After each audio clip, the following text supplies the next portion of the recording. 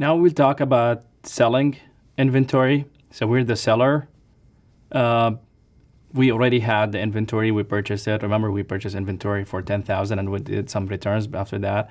Now we're gonna start selling it. We can sell it for cash or we can sell it on account. So if we get cash, then we're gonna debit cash. If it was on account, then this time it will be debit to accounts receivable, because when you sell it on account, we will be expecting to receive cash in future. So that will be accounts receivable, which is an asset account. Selling inventory for cash, let's say we sold that inventory. It was $2,000 of inventory that we sold out. You need to keep in mind two things. With a perpetual system, perpetual means continuous. That means we're gonna continuously adjust the balance for our inventory account after every time we buy or sell.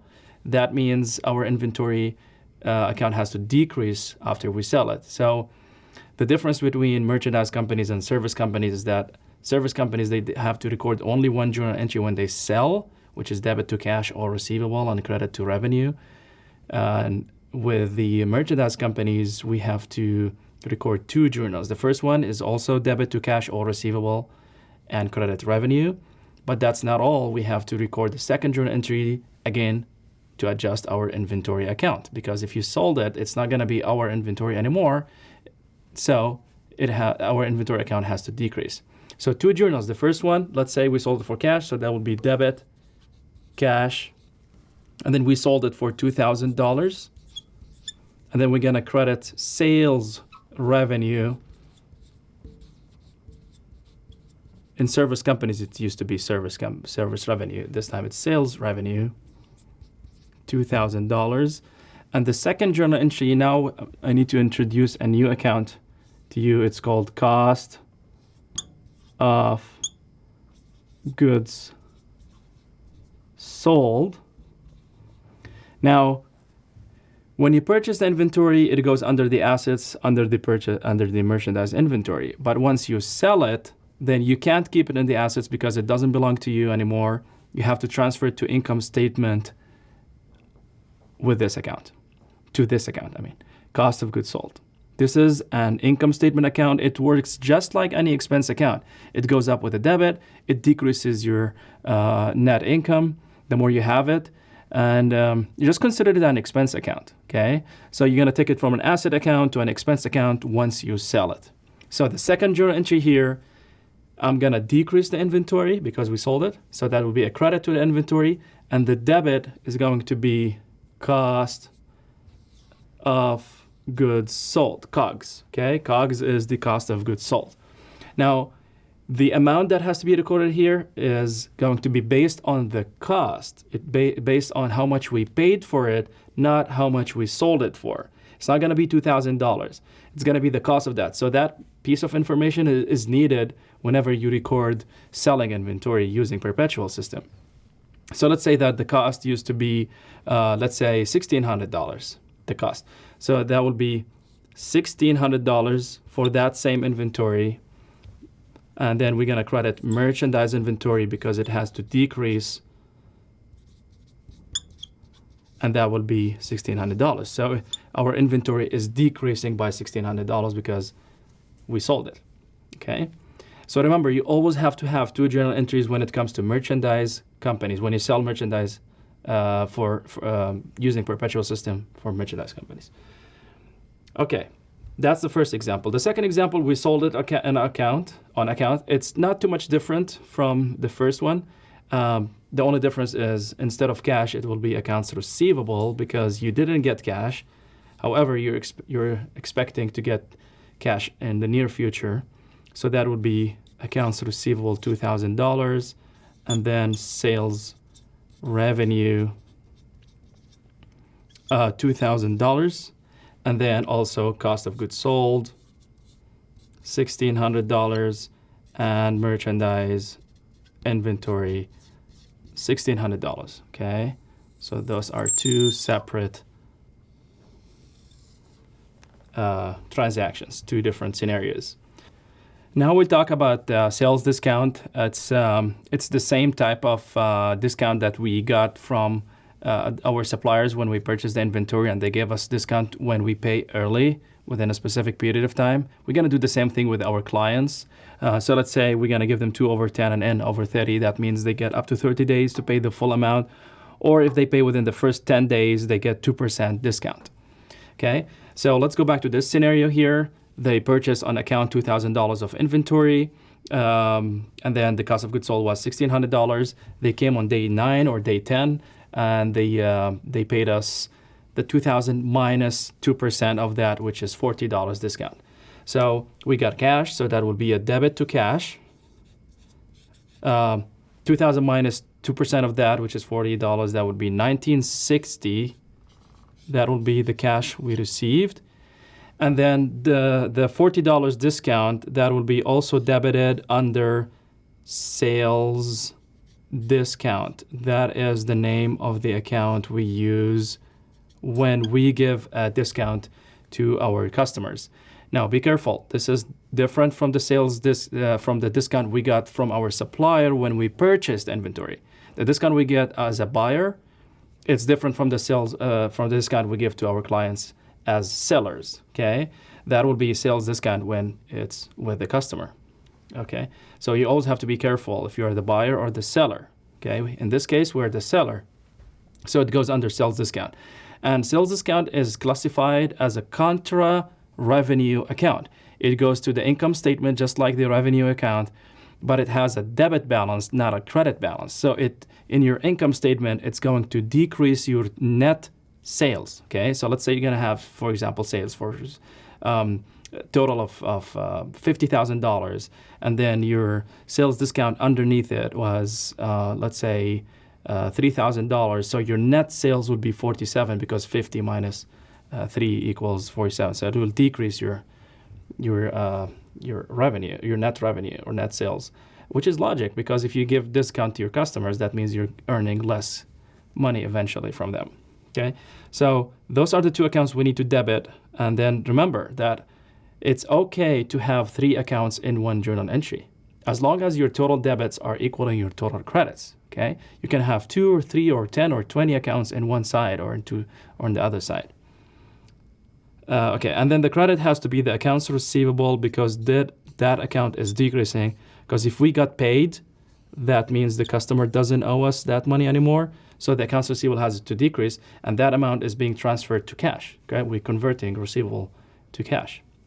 So $2,000. Now my total debits equals my total credits. And remember that your receivable has to decrease by the full amount, by the $2,000, because the T account for receivable when the customer came and did the purchase here, it used to be debit $2,000, so it has to be credited by the same amount, because that's the only way you will get a zero balance, which means that the customer doesn't owe you money anymore. If you credit the receivable by the $1,960 only, you will still have $40 debit balance. That means the customer still owes you $40, but that's not true because we gave him discount for those $40. So it has to decrease by the full amount, which is the amount before discount.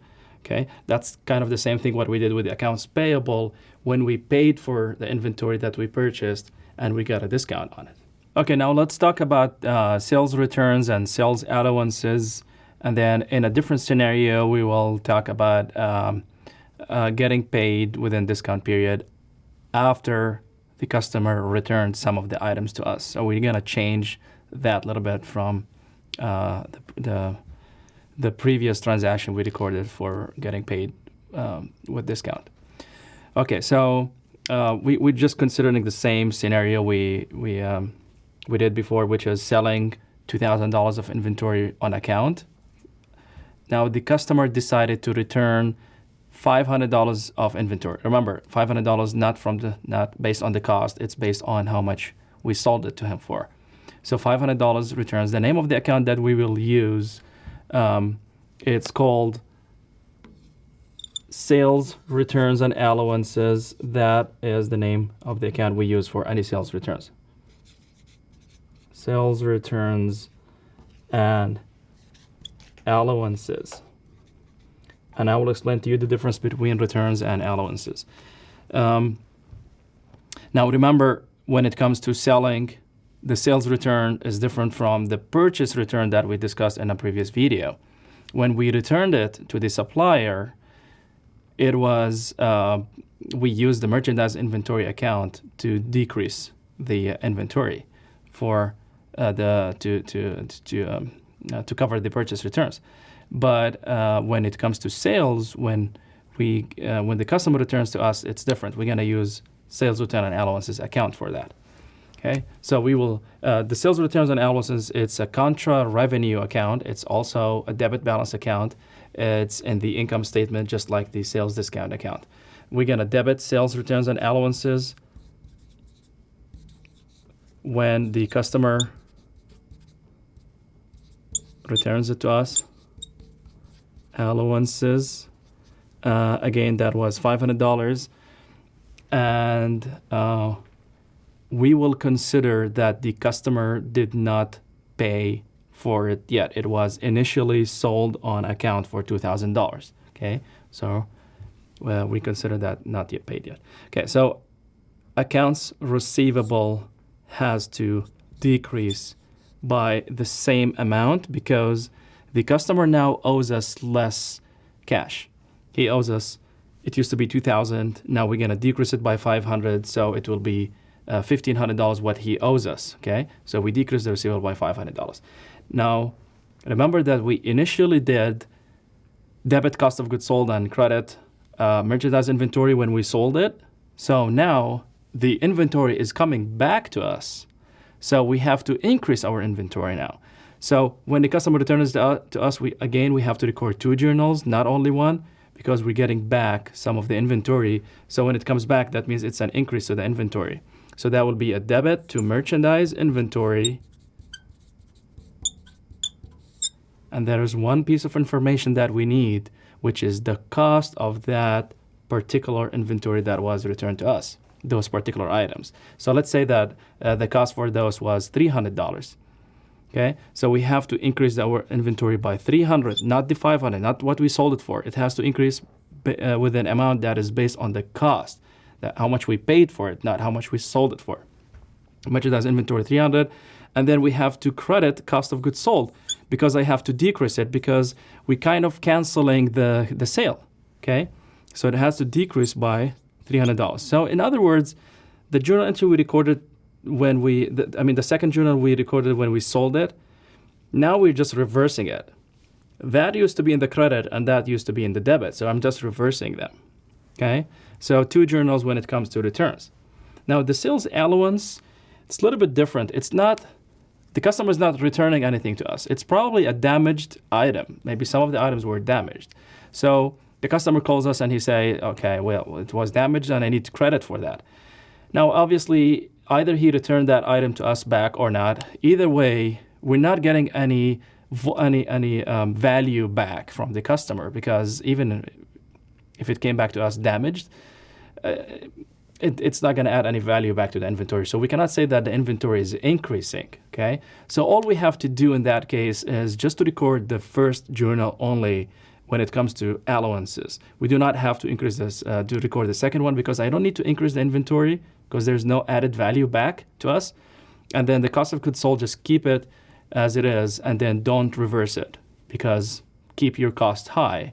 Don't decrease it because, we're kind of losing on that. So I'm going to just record the same. I'm just going to copy what I did here. Sales returns and allowances for $500 and then credit accounts receivable for $500. Okay, that's it. Now let's say that we didn't get paid yet, so we're going to get paid now, and the customer, he has 2/10 and N/30. And he's going to get 2% discount. But this time, remember that between the first day he came and purchased the inventory for $2,000 and today when he came back to pay, there was a return, okay? There was a return and an allowance. So we have to consider those before we calculate how much cash he has to pay and how much discount we have to consider, okay? So be careful about that. You're going to look at all the transactions that are in between the day he came first time to purchase and the day he came back to pay. Okay, there might be some returns or allowances in between, which needs to be considered. So it used to be $2,000 that he owed us. He returned 500 and he got credit of 500 again. Okay, so we're going to consider that both of them happened. 500, he came twice, 500 and 500, so that would make it $1,000. So 2,000 minus 1,000, that will be 1,000. And he's going to get 2% discount because he came within the discount period. And 2% of the 1,000 that he owes us is $20. So he only have to pay us $980. Okay, so we're going to debit cash. Okay, I'm just going to draw lines between those so we can see the difference. Like each one is separate transaction. So we will get paid $980 only. Again, that's the 2,000 minus 500 minus 500 minus the 2% of the 1,000, which makes it $980. Okay, and then the $20 will be the discount, which is the sales discount, and we discussed that account before, sales discount. And then the credit will be the accounts receivable for $1,000. Okay, so he doesn't owe us anything now because it used to be debit balance of 2,000 for the receivable, and then we credited receivable 500, and we credited receivable again by 500. So the ending balance for receivable was 1,000 after subtracting 500 and 500. So the accounts receivable has to decrease by the full amount that he owes us so far up to this point. Do not make it 980. Do not make it after discount. Okay, and that's it. That's how you do it with the after he returns the items. And we will talk in the next video about more topics related to merchandise inventory.